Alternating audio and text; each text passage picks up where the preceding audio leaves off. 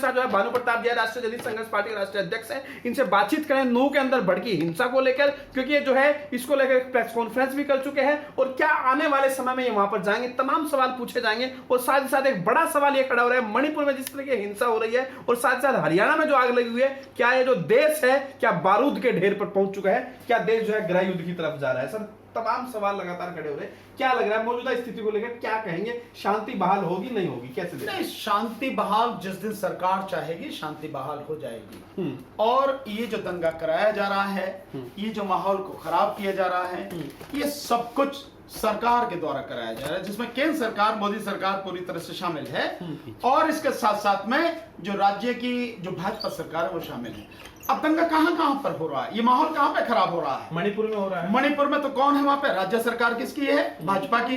केंद्र सरकार किसकी है? भाजपा की। हरियाणा में हो रहा है, राज्य सरकार किसकी है? भाजपा की, खट्टर सरकार। और इसके अलावा केंद्र सरकार किसकी है? मोदी की, मोदी सरकार। और ठीक इसी तरह से आप थोड़ी सी बात कह सकते हो कि जो यहां बरेली में हुआ, जिसको एक अधिकारी ने बहुत सख्ती के साथ में रोका, होने नहीं दिया, हालांकि उसे उसका खामियाजा भुगतना पड़ा, उसका तबादला कर दिया गया। वो जो सारा सब कुछ कहां, वहां कौन किस किस की सरकार है? बीजेपी की सरकार। केंद्र में लोग कह रहे हैं कि योगी की जरूरत है, हरियाणा को योगी चाहिए, शांति बहाल 1 मिनट में हो जाएगी, योगी जी को बुला दो बुलडोजर लेकर आ जाएंगे, शांति बहाल।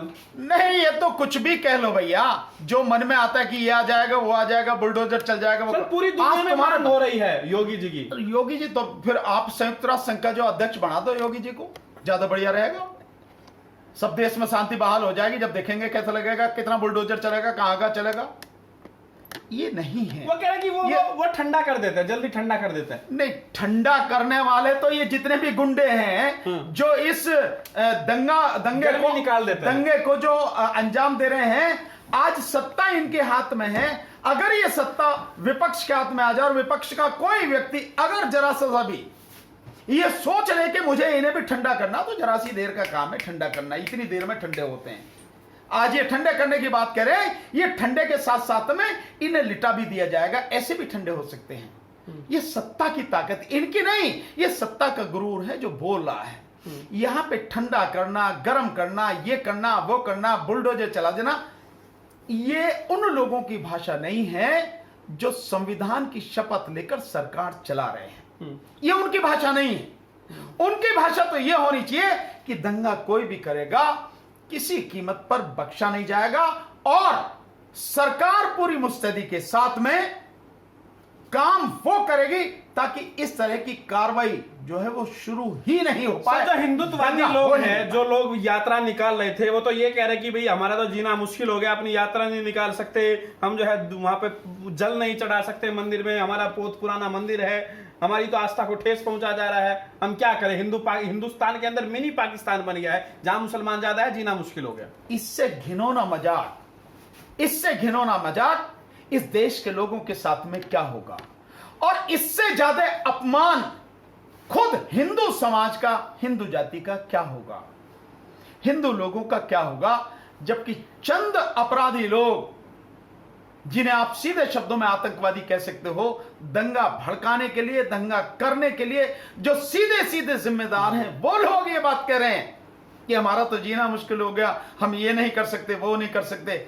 अबे प्रधानमंत्री तुम्हारा, राष्ट्रपति तुम्हारा, सब जगह के मुख्यमंत्री वो तुम्हारे, वो सारे के सारे हिंदू हैं। राज्यपाल हैं, 2-1 राज्यपाल को छोड़कर सारे राज्यपाल हिंदू, सुप्रीम कोर्ट के जजेस हिंदू, हाई कोर्ट के जजेस हिंदू, नीचे डिस्ट्रिक्ट कोर्ट में जजेस हिंदू, आईएएस ऑफिसर तुम्हारे, आईपीएस ऑफिसर तुम्हारे, शासन प्रशासन में हर जगह तुम्हारे आदमी बैठे हैं। और फिर भी क्योंकि हमारा तो जीना हराम हो गया, हम तो ये नहीं कर सकते, वो नहीं कर सकते।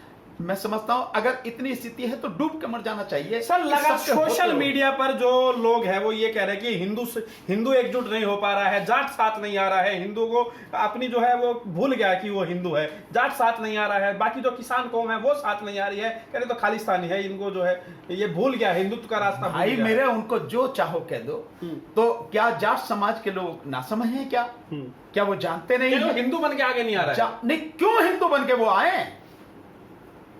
वो लोग हिंदू हैं या नहीं हैं ये तो वही फैसला करेंगे, लेकिन वो लोग दंगाई हिंदुओं नाम पर उन्हें साथ लाना चाहते हैं और उनके माथे पे ये सब कुछ मढ़ना चाहते हैं, उनके कंधे पर बंदूक रखकर चलाना चाहते हैं। क्यों? जाट समाज के लोग हैं, वो जानते हैं कि कौन असली गुनहगार है और कौन हिंदुत्व के नाम पर, हिंदू के नाम पर देश में दंगा भड़काना चाहता है, आग लगाना चाहता है नफरत की। इसलिए जाट समाज के लोग साथ में नहीं आ रहे हैं। उनको बहुत बहुत बधाई, उनका बहुत बहुत आभार, धन्यवाद कि उन्होंने इन आतंकवादी जो आरएसएस और बीजेपी, बजरंग दल और विश्व हिंदू परिषद के जो आतंकवादी हैं, इनके मंसूबों पर पानी फेर। सर, मोदी जी कह रहे हैं भाई विश्व गुरु बनाएंगे, तीसरे नंबर की इकोनॉमी हो जाएगी भारत की, एक मौका और दे दो। क्या इसी तरह से इकोनॉमी बढ़ेगी? क्या इसी तरह से विश्व गुरु बनेगा? गुड़गांव के अंदर जो है मस्जिद के अंदर आग लगा दी गई, मल्टीनेशनल कंपनी है कि वहां पर जो है दुनिया भर की कंपनी वहां पर आई हुई है। तो क्या लग रहा है ऐसे इन्वेस्टमेंट आएगा जिस तरह से हालत है? विश्व गुरु की बात कर रहे हो आप? अबे भारत ही रह जाए, ये अगर रहे सत्ता में तो भारत नहीं रहेगा। ये स्थिति इन्होंने पैदा कर दी है। विश्व गुरु तो दूसरी बात है। और जिस तरह से आप दंगा भड़का रहे हो, नूह मेवात का इलाका, यानी कि फरीदाबाद वाला इलाका, ये गुड़गांव वाला इलाका, ये जो इलाका है जहां पे अकेले गुड़गांव में जो भारत का छठा सबसे बड़ा मतलब शहर है, सबसे ज्यादा टैक्स देने वाला, छठे नंबर पर 40,000 करोड़ से ज्यादा जहां से सरकार को टैक्स मिलता हो, अगर इसी तरह के दंगे भड़कते रहे, दंगे भड़काए जाते रहे, गुंडागर्दी होती रही, तो कहां से जो दुनिया भर के जो यहां पे कंपनी आई हुई हैं, जो लोग हैं, जो यहां पे इन्वेस्टमेंट कर रहे हैं, जिन्होंने इन्वेस्टमेंट किया है, कहां से आएंगे, कहां से यहां पे टिकेंगे? और अगर ये एक बार पूरी दुनिया में जो है ये सारा माहौल है, अगर ये सब कुछ लगातार चला और पूरी दुनिया में संदेश चला गया, तो यहां फिर कोई आने वाला नहीं है। तो आज जो लाखों लोग जिनकी रोजी रोटी वहां से चल रही है, उनकी रोजी रोटी खत्म हो जाएगी, उनके पेट पिलात लगेगी, कहां उनके बच्चे जाएंगे, कहां जाएंगे वो सारे लोग? लेकिन ये जो आतंकवादी हैं, आरएसएस और बीजेपी और इन सब के जो हैं, इन लोगों को इन सब चीजों से कोई लेना देना नहीं है। उन्हें अपनी सत्ता के लिए जहां जो भी कर सकते हैं वो कर रहे हैं। जिस इलाके में वो कर रहे हैं, इस मेवात के इलाके में, इस नूह के इलाके में, उस समय भी दंगा नहीं भड़का जिस समय 1947 की बात थी, उस समय भी नहीं भड़का। 1992 में बाबरी मस्जिद के बाद भी वहां तब भी नहीं हुआ।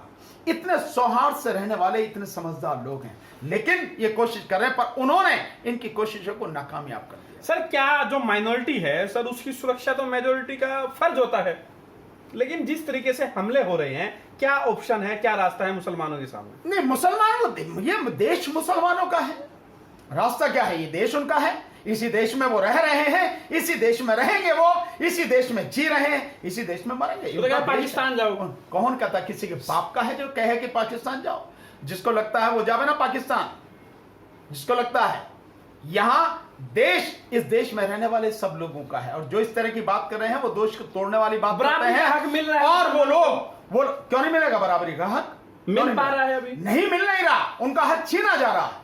मुस्लिम समाज का हक लगातार छीना जा रहा है, उसके साथ हिंसा लगातार की जा रही है। इसको रोकना पड़ेगा और पूरे देश को इसके खिलाफ आवाज उठानी पड़ेगी कि जो सरकारी स्तर पर ये सब कुछ हो रहा है, मोदी सरकार, भाजपा सरकार और ये भिन्न भिन्न जो संगठन है, उनके माध्यम से जो हो रहा है, इनके खिलाफ सब लोगों को आवाज। सर, एक आखिरी सवाल मेरा, उसके साथ क्लोज करेंगे। अगर सर हिंसा होती है, कहीं पे लड़ाई झगड़ा होता है, तो क्या आप इस बात का एश्योर कर सकते हैं, एक वकील होने के नाते, क्या अगर कार्रवाई होगी तो सबके साथ बराबरी से कार्रवाई होगी या भेदभाव होगा? नहीं, देखिए, भेदभाव है, लगातार हो रहा है भेदभाव। अगर भेदभाव नहीं होता तो केवल मुस्लिम समाज के लोगों को ही क्यों उठाया जाता? लगातार घरों से लोगों को उठाया जा रहा, नूह से, मेवात के इलाके से, क्यों हो रहा?